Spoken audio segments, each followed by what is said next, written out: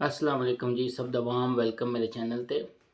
एक बड़ा इंपॉर्टेंट सवाल आया सी कि ਜਿਹੜੇ ਲੋਕ ਯੂਕਰੇਨ ਦੇ ਵਿੱਚ ਰਹਿੰਦੇ ਨੇ, ਜਿਸ ਤਰ੍ਹਾਂ ਸਭ ਨੂੰ ਪਤਾ ਹੈ ਕਿ ਪਿਛਲੇ ਸਾਲ ਤੋਂ ਯੂਕਰੇਨ 'ਚ ਜੰਗ ਲੱਗੀ ਸੀ, ਜਿਸ ਦੀ ਵਜ੍ਹਾ ਤੋਂ ਯੂਕਰੇਨ ਦੇ ਹਾਲਾਤ ਖਰਾਬ ਹੋ ਗਏ ਸੀ ਔਰ ਯੂਰਪੀ ਯੂਨੀਅਨ ਨੇ ਬਹੁਤ ਵੱਡੇ ਪੈਮਾਨੇ 'ਤੇ ਯੂਕਰੇਨੀਅਨ ਸਿਟੀਜ਼ਨ ਨੂੰ ਅਸਾਈਲਮ ਸਿਆਸੀ ਪਨਾਹ ਦਿੱਤੀ ਗਈ ਸੀ ਹੈ ਔਰ ਇਹਨਾਂ ਵਾਸਤੇ ਬਾਰਡਰ ਵੀ ਓਪਨ ਕਰ ਦਿੱਤੇ ਗਏ ਸੀ ਔਰ ਉਹਦੀ ਵਜ੍ਹਾ ਤੋਂ ਸਪੇਨ ਦੇ ਵਿੱਚ ਵੀ ਤਕਰੀਬਨ ਹਜ਼ਾਰਾਂ ਦੀ ਤਾਦਾਦ ਦੇ ਵਿੱਚ ਯੂਕਰੇਨੀ ਲੋਕ ਆਏ ਨੇ ਹੈ ਔਰ ਨਾਲ ਉਹ ਵੀ ਲੋਕ ਆਏ ਨੇ ਜਿਹੜੇ ਗੈਰ ਮੁਲਕੀ ਸੀ, ਜਿਸ ਤਰ੍ਹਾਂ ਪਾਕਿਸਤਾਨੀ ਵਗੈਰਾ ਸੀ ਔਰ ਇੰਡੀਅਨਸ, ਔਰ ਉਹ ਯੂਕਰੇਨ 'ਚ ਰਹਿ ਰਹੇ ਸੀ ਔਰ ਉਹ ਵੀ ਇਸੇ ਰਸਤੇ ਫਿਰ ਯੂਰਪ 'ਚ ਆ ਗਏ ਸੀ ਹੈ।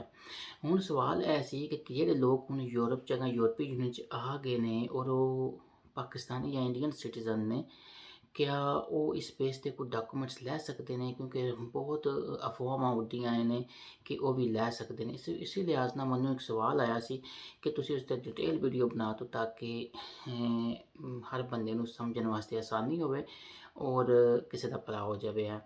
ਇਹਦੇ ਵਿੱਚ ਬਿਲਕੁਲ ਇਹਦੇ ਵਿੱਚ ਕਿਸੇ ਹੱਦ ਤੱਕ ਸੱਚਾਈ ਹੈ ਵੇ, ਮੈਂ ਐਕਸਪਲੇਨ ਕਰਨਾ ਕਿ ਕਿਸ ਤਰ੍ਹਾਂ ਸੱਚਾਈ ਹੈ ਵੇ। ਉਹਦੇ ਵਿੱਚ ਦੋ ਤਿੰਨ ਚੀਜ਼ਾਂ ਆਉਂਦੀਆਂ ਨੇ। ਪਹਿਲੀ ਚੀਜ਼ ਤਾਂ ਇਹ ਵੇ ਕਿ ਜਿਹੜੇ ਲੋਕ ਯੂਕਰੇਨ 'ਚ ਰਹਿ ਰਹੇ ਸੀ ਹੈ, ਉਹਨਾਂ ਨੂੰ ਅਗਾਉਣ ਵਾਸਤੇ ਕਿਸੇ ਵੀ ਵੀਜ਼ਾ ਦੀ ਜ਼ਰੂਰਤ ਨਹੀਂ ਸੀ ਹੈ। ਉਹ ਜਿਹੜਾ ਵੀ ਉਹਨਾਂ ਦਾ ਵੀਜ਼ਾ ਵਗੈਰਾ ਸੀ ਉਹ ਉਹਦੇ 'ਤੇ ਅੱਗੇ ਘੁੰਮ ਫਿਰ ਸਕਦੇ ਸੀ ਹੈ।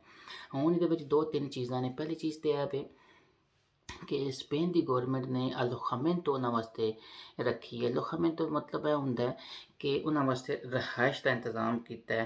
जोड़े लोग भी यूक्रेन तो इत्थे आए ने, खास करके 24 फरवरी तो बाद जोड़े लोग आए ने या जोड़े लोग पहले ही स्पेन ਦੇ ਵਿੱਚ ਰਹਿ ਰਹੇ ਸੀ ਲੇਕਿਨ ਉਹ ਯੂਕਰੇਨੀ ਸਿਟੀਜ਼ਨ ਸੀ ਜਾਂ ਉਹਨਾਂ ਕੋਲੇ ਯੂਕਰੇਨ ਦਾ ਪਰਮਾਨੈਂਟ ਵੀਜ਼ਾ ਸੀ, ਠੀਕ ਹੈ, ਉਹ ਲੋਕ ਇਹ ਅਲੋਖਾਮੈਂਟੋ ਜਿਹੜੀ ਹੈ ਇਹ ਅਪਲਾਈ ਕਰ ਸਕਦੇ ਨੇ ਹੈ।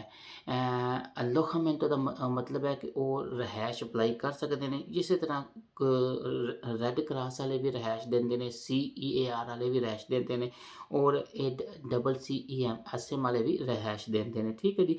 ਇਹਨਾਂ ਦੇ ਦਫ਼ਤਰ ਜਾ ਕੇ ਰੈੱਡ ਕਰਾਸ ਵਾਲਿਆਂ ਨੇ ਦੱਸਣਾ ਹੁੰਦਾ ਕਿ ਅਸੀਂ ਯੂਕਰੇਨ ਤੋਂ ਆਏ ਹਾਂ ਔਰ ਸਾਡੇ ਇਹ ਹਾਲਾਤ ਨੇ, ਉਹ ਤੁਹਾਡੇ ਵਾਸਤੇ ਰਿਹਾਇਸ਼ ਦਾ ਬੰਦੋਬਸਤ ਕਰ ਦਿੰਦੇ ਨੇ ਹੈ। ਹੁਣ ਇਸ ਤੋਂ ਬਾਅਦ ਇੰਪੋਰਟੈਂਟ ਚੀਜ਼ ਹੁਣ ਇਹ ਵੇ ਕਿ ਜਿਹੜੇ ਲੋਕ ਆਏ ਨੇ ਉਹ ਡਾਕੂਮੈਂਟਸ ਕੋ ਲੈ ਸਕਦੇ ਨੇ। ਸਪੇਨ ਦੇ ਵਿੱਚ ਨਾਰਮਲ ਤੌਰ 'ਤੇ ਸਿਆਸੀ ਪਨਾਹ ਦਾ ਇੱਕ ਹੀ ਪ੍ਰੋਸੀਜਰ ਹੈ ਵੇ ਜਿਹਨੂੰ ਹਰ ਬੰਦਾ ਜਾਣਦਾ ਹੈ ਕਿ ਸਿਆਸੀ ਪਨਾਹ ਦਾ ਕੇਸ ਕੀ ਹੈ।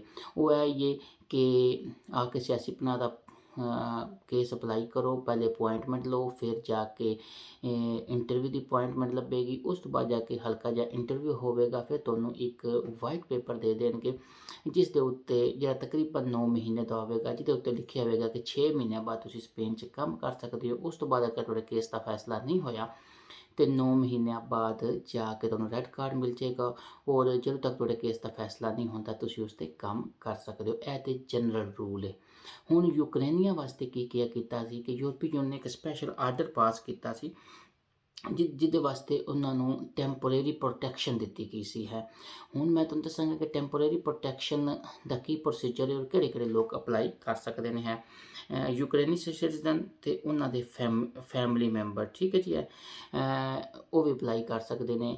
इस तो इलावा यानी कि अगर तुसीं किसी यूक्रेन तुसीं खुद यूक्रेनी शहरी नहीं लेकिन तुसीं किसी यूक्रेनी शहरी के फैमिली मैंबर हो, तुहाडी बीवी है या कोई भी तुहाडा फैमिली रिश्ता है वे, तो तुसीं उहदी बेस ते भी ये अप्लाई कर सकते हो है।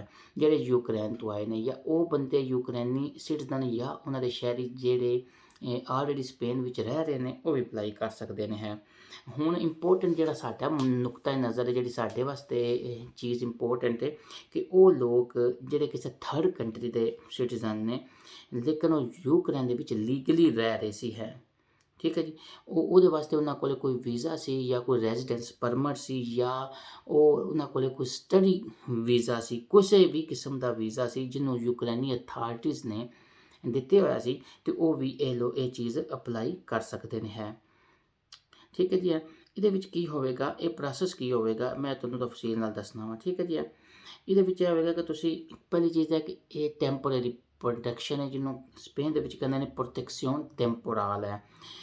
ये तुसी किसी भी पुलिस के थाने में जाके तुसी ਅਪਲਾਈ ਕਰ ਸਕਦੇ ਹੋ। ਇਸ ਤੋਂ ਇਲਾਵਾ ਇਹਨਾਂ ਦਾ ਇੱਕ ਸੈਂਟਰੋਸ ਦੇ ਅਕੋਹੀਦਾ ਹੁੰਦਾ ਵੇ, ਠੀਕ ਹੈ ਜੀ, ਉੱਥੇ ਵੀ ਜਾ ਕੇ ਤੁਸੀਂ ਅਪਲਾਈ ਕਰ ਸਕਦੇ ਹੋ, ਠੀਕ ਹੈ ਜੀ। ਉਹਨਾਂ ਦੇ ਬੈਨੀਫਿਟਸ ਦੇਖੋ ਕੀ ਹੋਣਗੇ। ਸੇਮ ਡੇ ਤੁਹਾਨੂੰ, ਤੁਸੀਂ ਜਦੋਂ ਉੱਥੇ ਜਮ੍ਹਾਂ ਕਰਾਓਗੇ ਆਪਣੀ ਫਾਈਲ, ਤਾਂ ਤੁਹਾਨੂੰ ਇੱਕ ਪੇਪਰ ਦੇ ਦੇਣਗੇ ਜਿਹਨੂੰ ਸਪੈਨਿਸ਼ ਜ਼ਬਾਨ 'ਚ ਰਸਗੁਆਰਤੋ ਕਹਿੰਦੇ ਨੇ, ਠੀਕ ਹੈ ਜੀ। ਉਹ ਤੁਹਾਨੂੰ ਸੇਮ ਦਿਨ ਦੇ ਦੇਣਗੇ, ਜਿਹੜਾ ਤੁਹਾਨੂੰ ਉਸ ਰਸਗੁਆਰਤੋ ਦੇ ਉੱਤੇ ਤੁਸੀਂ ਸਪੇਨ ਦੇ ਵਿੱਚ ਰਹਿ ਵੀ ਸਕਦੇ ਹੋ, ਔਰ ਤੁਸੀਂ ਇਹਦੇ 'ਤੇ ਅਯੂਦਾ ਸੋਸ਼ਿਆਲਿਸ ਯਾਨੀ ਕਿ ਬੈਨੀਫਿਟਸ ਸੋਸ਼ਲ ਬੈਨੀਫਿਟਸ ਵੀ ਅਪਲਾਈ ਕਰ ਸਕਦੇ ਹੋ। 24 ਘੰਟਿਆਂ ਦੇ ਅੰਦਰ ਅੰਦਰ, ਦੇਖੋ ਫ਼ਰਕ ਕਿਤਨਾ ਵੇ, 24 ਘੰਟਿਆਂ ਦੇ ਅੰਦਰ ਅੰਦਰ ਆਟੋਮੈਟਿਕਲੀ ਸਪੇਨ ਦੀ ਇੰਟੀਰੀਅਰ ਮਿਨਿਸਟਰੀ ਫੈਸਲਾ ਕਰੇਗੀ ਤੁਹਾਡੀ ਫਾਈਲ ਦਾ, ਅਤੇ ਤੁਹਾਨੂੰ ਨੋਟਿਸ ਹੋ ਜਾਏਗਾ। ਜਾਂ ਤੁਹਾਨੂੰ ਇਲੈਕਟ੍ਰੋਨਿਕਲੀ ਨੋਟਿਸ ਕਰ ਦੇਣਗੇ, ਜਾਂ ਤੁਹਾਨੂੰ ਪੋਸਟਲ ਬਾਈ ਪੋਸਟ ਨੋਟਿਸ ਕਰ ਦੇਣਗੇ, ਜਾਂ ਤੁਹਾਨੂੰ ਬੁਲਾ ਕੇ ਤੁਹਾਨੂੰ ਨੋਟਿਸ ਦੇ ਦੇਣਗੇ, ਠੀਕ ਹੈ ਜੀ। ਔਰ ਉਹ ਜਿਹੜਾ ਉਹ ਅਗਰ ਤੁਹਾਡੇ ਹੱਕ ਵਿੱਚ ਹੁੰਦਾ ਹੈ ਅਤੇ ਤੁਹਾਨੂੰ ਕੰਮ ਦੀ ਇਜਾਜ਼ਤ ਲੱਭ ਜਾਏਗੀ, ਠੀਕ ਹੈ ਜੀ, ਜਿਹਦੇ ਵਿੱਚ ਤੁਸੀਂ ਆਪਣੇ ਬਿਜ਼ਨਸ ਵੀ ਕਰ ਸਕਦੇ ਹੋ, ਔਰ ਕਿਸੇ ਕੋਲ ਵੀ ਕੰਮ ਕਰ ਸਕਦੇ ਹੋ, ਠੀਕ ਹੈ ਜੀ। ਇਹ 1 ਸਾਲ ਦੀ ਇਜਾਜ਼ਤਨਾਮਾ ਹੋਵੇਗਾ, ਜਿਹੜਾ ਬਾਅਦ ਵਿੱਚ 2 ਸਾਲ ਮਜ਼ੀਦ ਨੂੰ ਐਕਸਟੈਂਡ ਕੀਤਾ ਜਾਏਗਾ। ਇਸ ਤੋਂ ਇਲਾਵਾ ਤੁਸੀਂ ਇਹਦੇ 'ਤੇ ਤਾਲੀਮ ਹਾਸਲ ਕਰ ਸਕਦੇ ਹੋ, ਕੋਈ ਸਪੈਸ਼ਲ ਆਪਣੀ ਸਪੈਸ਼ਲ ਕੋਰਸ ਯੂਨੀਵਰਸਿਟੀ ਲੈਵਲ ਦਾ ਉਹ ਕਰ ਸਕਦੇ ਹੋ। ਉਸ ਤੋਂ ਬਾਅਦ ਤੁਹਾਨੂੰ ਸੋਸ਼ਲ ਬੈਨੀਫਿਟਸ ਲੱਭਣਗੇ, ਰਿਹਾਇਸ਼ ਤੱਕ ਲੱਭੇਗੀ, ਔਰ ਮੈਡੀਕਲ ਅਸਿਸਟੈਂਸ ਵੀ ਤੁਹਾਨੂੰ ਦਿੱਤੀ ਜਾਏਗੀ। ਇਹ ਜਿਹੜਾ ਟੈਂਪਰੇਰੀ ਪਰਮਿਸ਼ਨ ਹੈ ਜੀ, ਪ੍ਰੋਟੈਕਸ਼ਨ ਹੈ, ਇਹ ਯੂਕਰੇਨੀਅਨ ਵਾਸਤੇ ਸਪੈਸ਼ਲੀ ਲਾਂਚ ਕੀਤੀ ਗਈ ਸੀ। ਅਗਰ ਕੋਈ ਇਸ ਤੋਂ ਇਲਾਵਾ ਇੰਟਰਨੈਸ਼ਨਲ ਪ੍ਰੋਟੈਕਸ਼ਨ ਹੋਣ ਵਾਸਤੇ ਕੇਸ ਕਰਦਾ, ਤਾਂ ਉਹ ਤਰੀਕਾ ਉਹ ਜਿਹੜਾ ਜਨਰਲ ਰਾਈਟ ਜਿਹਨੂੰ ਹਰ ਬੰਦਾ ਇੱਥੇ ਆ ਕੇ ਕਰਦਾ ਹੈ, ਔਰ ਉਹ ਹਰ ਬੰਦੇ ਨੂੰ ਪਤਾ ਹੈ। ਇਸ ਗੱਲ ਜਿਸ ਬੰਦੇ ਕੋਲ ਵੀ ਯੂਕਰੇਨ ਦਾ ਵੀਜ਼ਾ ਹੈ ਵੇ, ਉਹ ਯੂਕਰੇਨ ਲੀਗਲੀ ਰਹਿ ਰਿਹਾ ਸੀ, ਉਸੇ ਰਸਤੇ ਅੱਗੇ ਆ ਗਿਆ, ਉਹ ਇਸ ਤਰੀਕੇ ਨੂੰ ਫਾਲੋ ਕਰ ਸਕਦਾ ਹੈ। ਬਹੁਤ ਸ਼ੁਕਰੀਆ, ਥੈਂਕ ਯੂ।